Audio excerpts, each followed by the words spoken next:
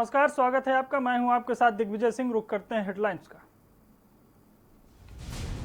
शिक्षक दिवस पर राज्यपाल बेबी रानी मौर्य ने दी सभी शिक्षकों को शुभकामनाएं। संदेश में कहा, मां होती है अपनी संतान की पहली गुरु।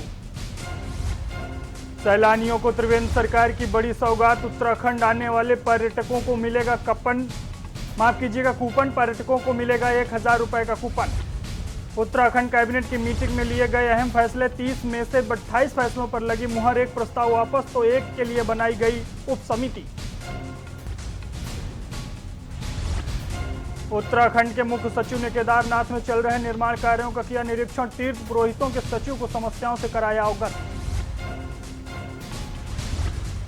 बागेश्वर में बदहाल स्वास्थ्य सुविधाओं को लेकर सड़क पर उतरी कांग्रेस। प्रदेश महामंत्री की अगुवाई में कार्यकर्ताओं ने सरकार का फूका पुतला। कानून बनने के बाद भी नहीं थम रहे हैं 3 तलाक के मामले। बाजपुर में घर से मारपीट कर निकाली गई पत्नी को पति ने फोन पर दिया तलाक। आप देख रहे हैं के न्यूज, खबरों का सारथी। रुक करते हैं खबरों की ओर। उत्तराखंड के मुख्य सचिव ओम प्रकाश सिंह ने शनिवार को केदारनाथ धाम में चल रहे पुनर्निर्माण कार्यों का निरीक्षण किया। इस दौरान उन्होंने जिलाधिकारी सहित अन्य अधिकारियों को जरूरी दिशा निर्देश दिए। बता दें कि मुख्य सचिव ओम प्रकाश सिंह केदारनाथ धाम पहुंचे। धाम पहुंचने पर सीएस ने केदारनाथ मंदिर के बाहर पूजा अर्चना की। मुख्य पुजारी शिव शंकर लिंग ने उनकी पूजा करवाई। इसके बाद उन्होंने धाम में चल रहे कार्यों का निरीक्षण किया। इस दौरान उन्होंने निर्माणाधीन शंकराचार्य गद्दी स्थल, हेलीपैड, घाट, तीर्थ पुरोहितों के भवनों का निरीक्षण किया और संबंधित कार्यदायी संस्थाओं को समय पर काम पूरा करने के निर्देश दिए। मुख्य सचिव को तीर्थ पुरोहितों ने भी अपनी समस्याओं से अवगत कराया और देव स्थानम बोर्ड का विरोध जताया। इस मौके पर पर्यटन सचिव दिलीप जावलकर, जिलाधिकारी वंदना सिंह सहित मौजूद रहे।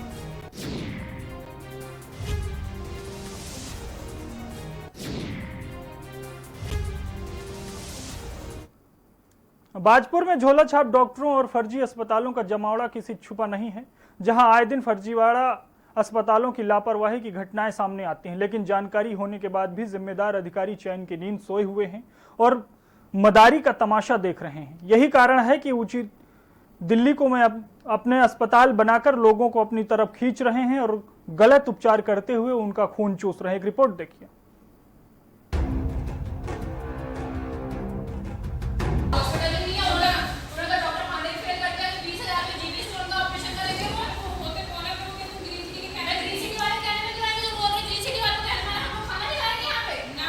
बाजपुर में झोला छाप डॉक्टरों और फर्जी अस्पताल हर गली मोहल्ले में खुले हुए हैं, जिनकी जानकारी स्थानीय प्रशासन को भी है, लेकिन इन अस्पतालों पर जिम्मेदार अधिकारी कोई कार्रवाई नहीं कर रहे हैं। यही कारण है कि क्षेत्र की भोली भाली जनता इनके चंगुल में आकर फंस जाती है और ये झोला छाप डॉक्टर इनकी जान से खेलने से नहीं चूकते।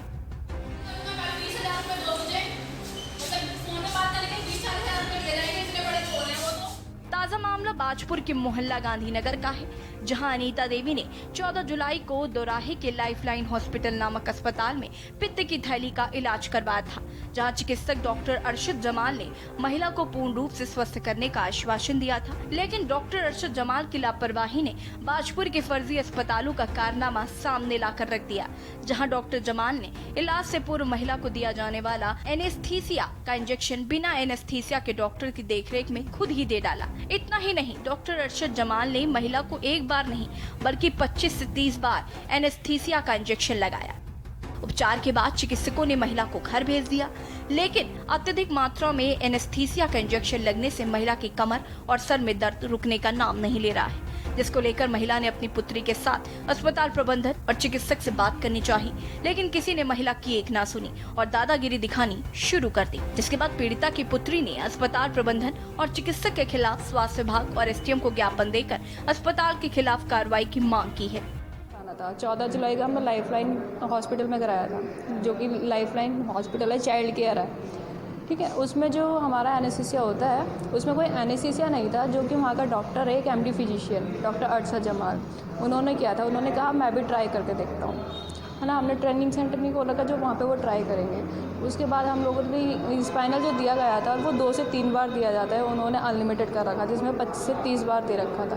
25 से 30 बार देने के बाद डिस्चार्ज के टाइम पे भी हमने बोला था अगर प्रॉब्लम क्रिएट होगी लास्ट में कौन इसका करेगा। उस टाइम पे वो मेरे पे भड़के थे, उन्होंने कहा ये गारंटी मैं नहीं लूँगा, मालिक लेगा, जो कि वहाँ का मालिक है असगर। बाद में वो बदतमीज़ी से कहता कि जिससे जो करा जाए वो कर लेना।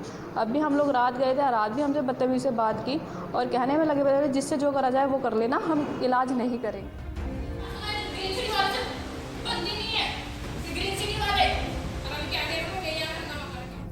वहीं जब इस मामले में ब्याज पर एसडीएम AK वाजपेयी से बात की गई तो उन्होंने बताया कि अस्पताल के खिलाफ एक प्रार्थना पत्र प्राप्त हुआ है, जिसके लिए स्वास्थ्य विभाग के अधिकारियों के साथ वार्ता की जाएगी और एक टीम गठित कर जांच की जाएगी। एसडीएम AP वाजपेयी ने गलत उपचार करने के मामला सामने आने की बात को कबूला भी है। देखिए, इस तरह के कुछ शिकायती मामले पहले भी संज्ञान में आए थे और 2 प्रकरणों जिस संबंधित अस्पताल का भी नाम आ रहा है उसकी भी एक कंप्लेन पूर्व में आई थी और उसमें जांच करके कार्रवाई के लिए स्वास्थ्य विभाग की एक टीम गठित की गई थी और उनके द्वारा जांच आख्या CMO कार्यालय को पूर्व में भेजी गई है। और अगर ऐसे प्रकरण आते हैं तो उसका जो भी निर्णय लेना हो स्वास्थ्य विभाग ने लेना है। जांच कमेटी यदि गठित की जाती है तो उसमें प्रशासनिक जो सहयोग है वो दिया जाएगा। इस संबंध में मुख्य चिकित्सा अधिकारी को भी अभी संज्ञान में लेकर इसमें कार्रवाई के लिए किया जा रहा है। अब देखने वाली बात होगी आखिर क्या कुछ कार्रवाई होती है। बाजपुर से के न्यूज़ के लिए रूपेश चंद्र की रिपोर्ट।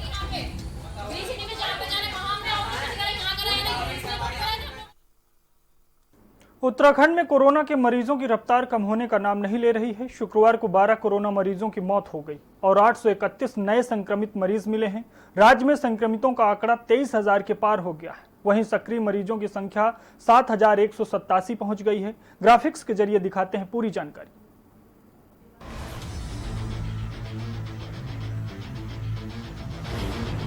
प्रदेश में नहीं थम रहा कोरोना मरीजों का रफ्तार। प्रदेश में 831 नए कोरोना संक्रमित मरीज मिले हैं।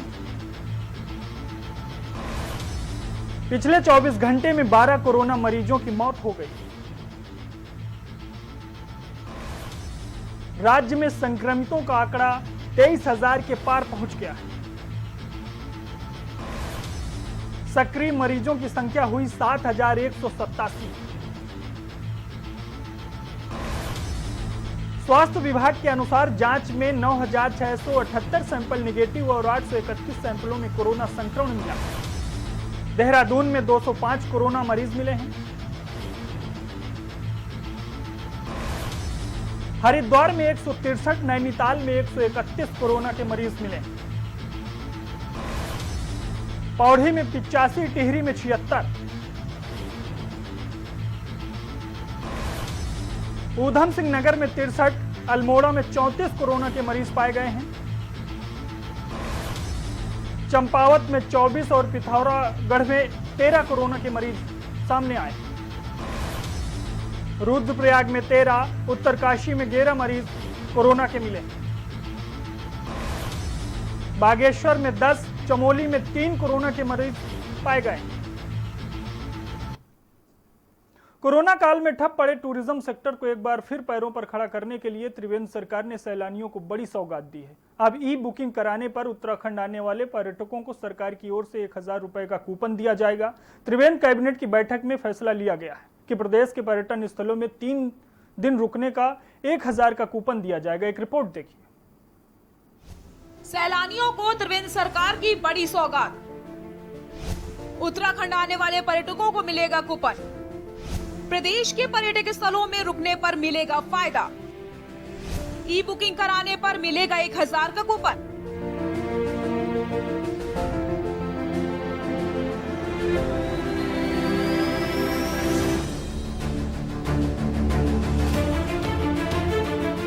कोरोना काल में ठप पड़े टूरिज्म सेक्टर को एक बार फिर से पैरों पर खड़ा करने के लिए त्रिवेंद्र सरकार ने सैलानियों को बड़ी सौगात दी है। अब बुकिंग कराने पर उत्तराखंड आने वाले पर्यटकों को सरकार की ओर से 1,000 का कूपन दिया जाएगा।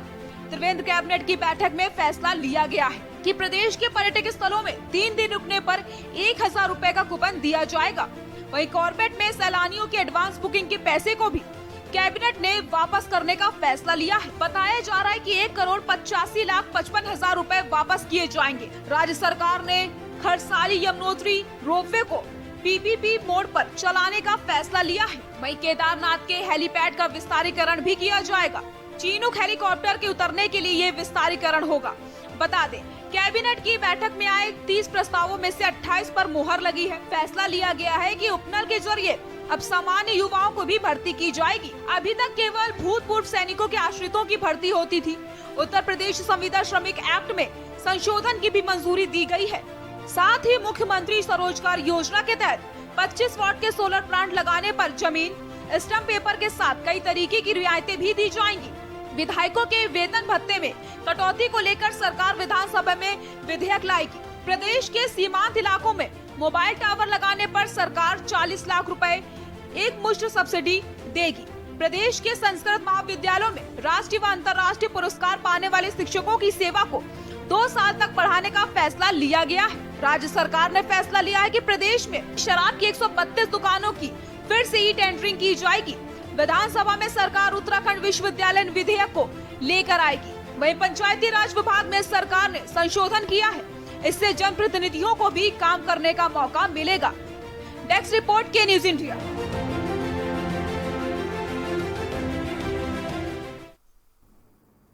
उत्तराखंड कैबिनेट मीटिंग पर सभी की निगाहें बनी हुई थी। मुख्यमंत्री त्रिवेंद्र सिंह रावत की अध्यक्षता में कैबिनेट मीटिंग में कुल मिलाकर 28 फैसलों पर मुहर लगाई गई।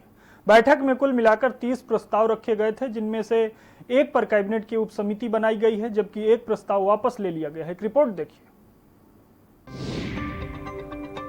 प्रदेश मंत्रिमंडल की बैठक में 30 प्रस्तावों पर हुई चर्चा। मंत्रिमंडल की बैठक में 28 प्रस्तावों पर लगी मुहर। मुख्यमंत्री और ऊर्जा स्वरोजगार योजना को भी मंजूरी। पर्यटकों के लिए पर्यटन प्रोत्साहन कूपन योजना शुरू। सतर्कता विभाग ITI के दायरे से किया गया बाहर। उत्तराखंड कैबिनेट मीटिंग पर सभी की निगाहें थी। सीएम त्रिवेंद्र सिंह रावत की अध्यक्षता में कैबिनेट मीटिंग में कुल मिलाकर 28 फैसलों पर मुहर लगी है। बैठक में कुल मिलाकर 30 प्रस्ताव रखे गए हैं। इनमें से एक पर कैबिनेट की उप समिति बनाई गई, जबकि एक प्रस्ताव वापस कर दिया गया। कैबिनेट मीटिंग में कृषि एवं उद्यान विभाग के एकीकरण को मंजूरी मिल गई। इसके अलावा उपनल के जरिए पूर्व सैनिक या उनके आश्रितों के अलावा अन्य लोगों को भी नौकरी मिलने के कैबिनेट की स्वीकृति मिली है। बैठक में सीमांत क्षेत्रों में मोबाइल टावर लगाने व पर्यटकों के लिए पर्यटक प्रोत्साहन कूपन योजना को भी मंजूरी दी गई। प्रदेश मंत्रिमंडल के प्रमुख फैसले। कार्बेट टाइगर रिजर्व पार्क में ऑनलाइन बुकिंग के 1,85,00,000 रुपए पर्यटकों को लौटाए जाएंगे। विधायकों के वेतन एवं भत्तों में कटौती को लेकर विधानसभा में संशोधन विधेयक लाया जाएगा। केदारनाथ में चिनूक हेलीकॉप्टर उतारने के लिए हेलीपैड के विस्तार को मंजूरी।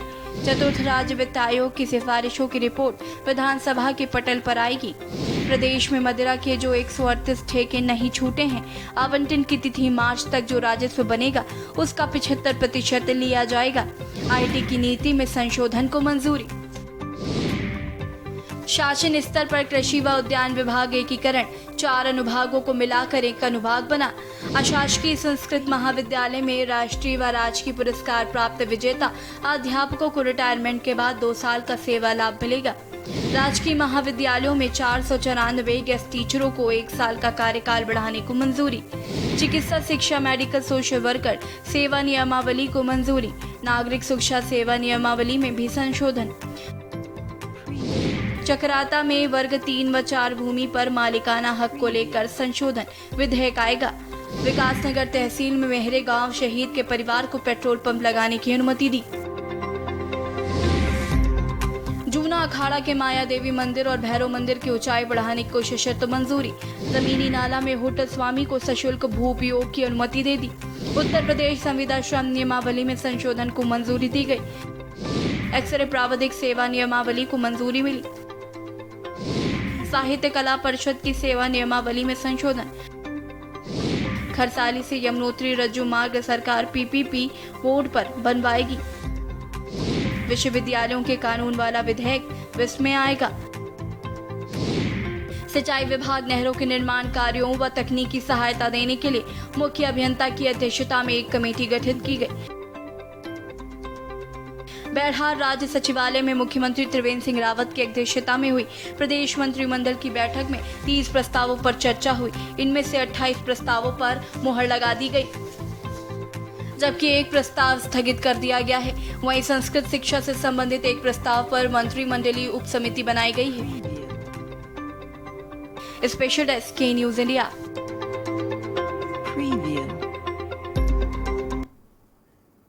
और यहाँ पर रुकते हैं एक ब्रेक के लिए, ब्रेक के बाद जल्द हाजिर होते हैं। आप देख रहे हैं के न्यूज, खबरों का सारथी।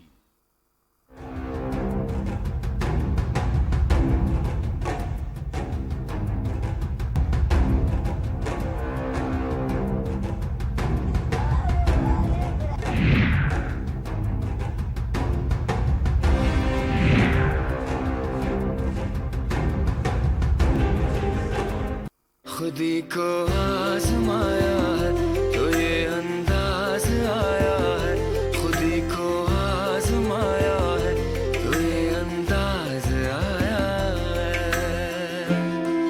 तुम में भी मैं हूं, शुद्ध प्लस पान मसाला।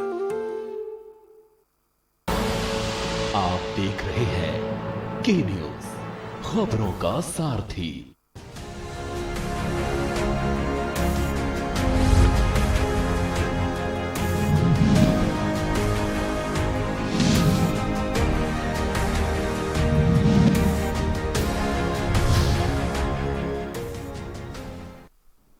ब्रेक के बाद आपका स्वागत है। खबरों में आगे बढ़ते हैं। बागेश्वर में जिलाधिकारी विनीता कुमार की अध्यक्षता में विकास भवन सभागार में जिला क्रियान्वयन एवं समन्वय समिति की DICC की समीक्षा बैठक संपन्न हुई, जिसमें रेखीय विभागों के अधिकारियों तथा आजीविका समूहों से जुड़े पदाधिकारियों द्वारा प्रतिभाग किया गया।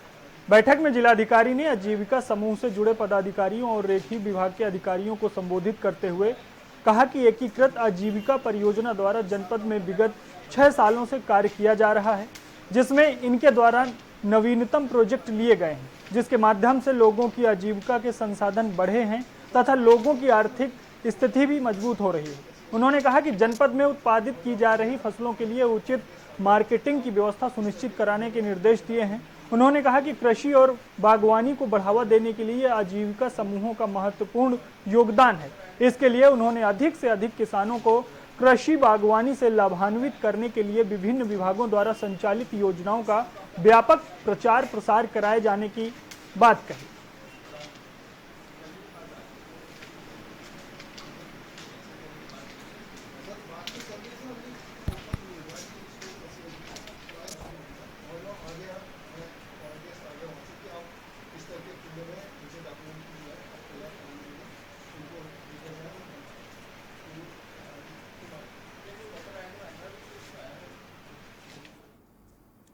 जहां कोरोना काल में राजनीतिक दलों ने जनता को अपने कार्यकर्ताओं से बैठक करना कठिन हो गया है, सभी राजनीतिक दल जनता और अपने कार्यकर्ताओं से संवाद करना चाहते हैं। भाजपा और अन्य दल के नेता जहां लगातार अपने कार्यकर्ताओं से जुड़ रहे थे, वहीं कांग्रेस ने भी आगामी विधानसभा चुनाव को लेकर वर्चुअल रैली के माध्यम से अपने कार्यकर्ताओं से जुड़ना शुरू कर दिया। वहीं उत्तराखंड के सीमांत जिला चमोली में कांग्रेस पदाधिकारियों द्वारा बैठक की गई। इस बैठक में प्रदेश अध्यक्ष प्रीतम सिंह, सूर्यकांत धस्माना, मनीष खुंडूरी आदि बैठक में शामिल हुए। कार्यकर्ताओं की बात को गंभीरता से सुनी। वहीं कर्णप्रयाग में भी प्रोजेक्ट के माध्यम से वरिष्ठ कार्यकर्ता, कांग्रेस जिला अध्यक्ष, प्रदेश महामंत्री सहित तमाम लोग मौजूद रहे।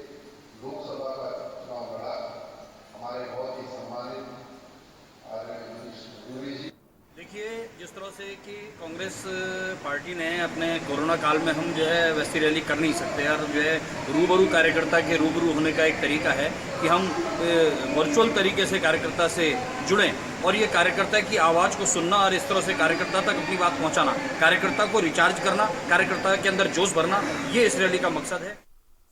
बागेश्वर जिले में बदहाल स्वास्थ्य सुविधाओं को लेकर कांग्रेस पार्टी सड़कों पर उतर आई है। कांग्रेस के प्रदेश महामंत्री ललित फरशुआन की अगुवाई में कांग्रेस कार्यकर्ताओं द्वारा बैजनाथ तिराहे पर राज्य सरकार का पुतला दहन किया गया। इस दौरान कांग्रेस कार्यकर्ताओं ने जिले में बदहाल स्वास्थ्य सेवाओं के लिए मौजूदा सरकार को जिम्मेदार बताया। बता दें कि इन दिनों बागेश्वर जिले के सभी अस्पतालों में अल्ट्रासाउंड और पैथोलॉजी लैब बंद पड़ी हुई है, जिसके चलते गर्भवती महिलाओं और मरीजों को परेशानियों से दो चार होना पड़ रहा है। गर्भवती महिलाओं को अल्ट्रासाउंड के लिए करीब 100 किलोमीटर दूर अल्मोड़ा जिले में जाना पड़ रहा है। वहीं कांग्रेस कार्यकर्ताओं ने जल्द से जल्द स्वास्थ्य सेवाओं कि नहीं सुधरने पर उग्र आंदोलन की चेतावनी दी।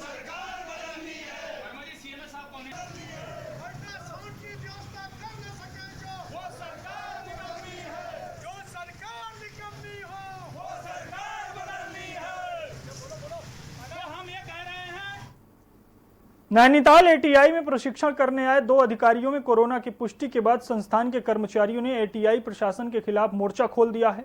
कर्मचारियों द्वारा एटीआई निदेशक का घेराव करते हुए कहा कि संस्थान प्रशासन द्वारा कर्मचारियों को जीवन के साथ खिलवाड़ कर रहा है। एटीआई के कर्मचारी कामकाज छोड़कर परिसर में आ गए हैं और उन्होंने संस्थान प्रशासन के खिलाफ जमकर नारेबाजी की। कर्मचारियों का कहना है कि सभी कार्यालयों में 75% कर्मचारियों की ही मौजूदगी प्रशासन ने तय की थी, जबकि एटीआई में शुरू से ही सभी कर्मचारियों को बुलाया जा रहा है। उन्होंने कहा कि 3 दिन के लिए पूरे परिसर को बंद करना चाहिए और उनके संपर्क में आए सभी लोगों के टेस्ट होने चाहिए। निदेशक राजीव रौतेला से कर्मचारियों की वार्ता में तय हुआ कि चल रही ट्रेनिंग 8 तारीख से होने वाली ट्रेनिंग 15 तारीख से होगी।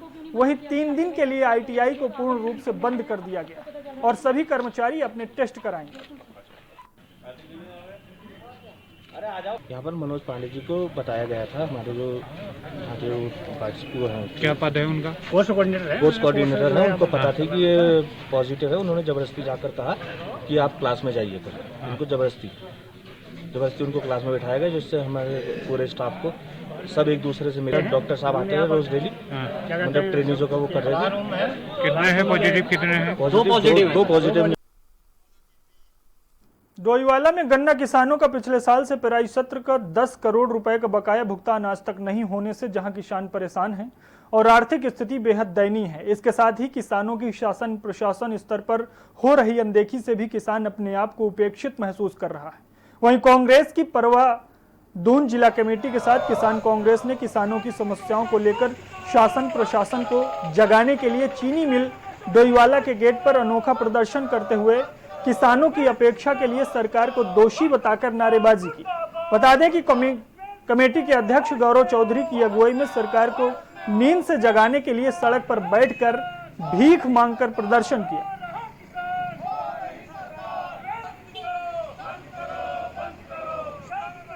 जो मकसद है वो इस सोई सरकार को जगाने का है। जिस तरह से आज किसान परेशान है, उसका अपना जो गन्ना उसने सरकारी शुगर फैक्ट्री में डाला है, उसको उसका भुगतान नहीं मिल पा रहा है। एक तरफ तो किसान का पैसा नहीं मिल रहा है, दूसरी तरफ बिजली का बिल आप नहीं घटा रहे हैं, आप उसमें कोई छूट नहीं दे रहे हैं। किसानों ने जो ऋण लिया है आप उसमें कोई छूट नहीं दे रहे हैं। स्कूल की जो फीस है, जिसको सभी लोग मांग कर रहे थे कि जब स्कूल बंद है तो उसकी फीस नहीं दी जानी चाहिए। खबर राजधानी देहरादून से है, जहां मुख्य सचिव ओम प्रकाश एवं पर्यटन सचिव दिलीप जवालकर ने केदारनाथ धाम में पुनर्निर्माण कार्यों का स्थलीय निरीक्षण किया।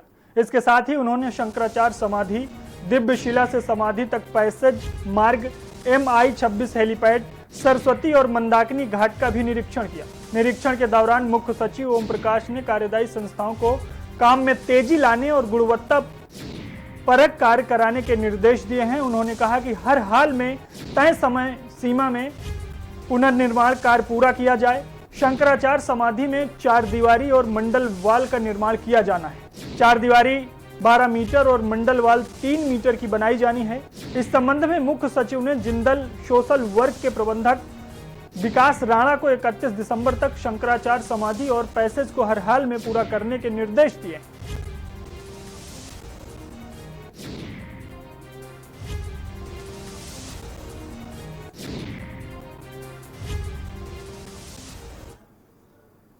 देवभूमि उत्तराखंड की खबरों में फिलहाल इतना ही। आप देखते रहिए के न्यूज़। नमस्कार।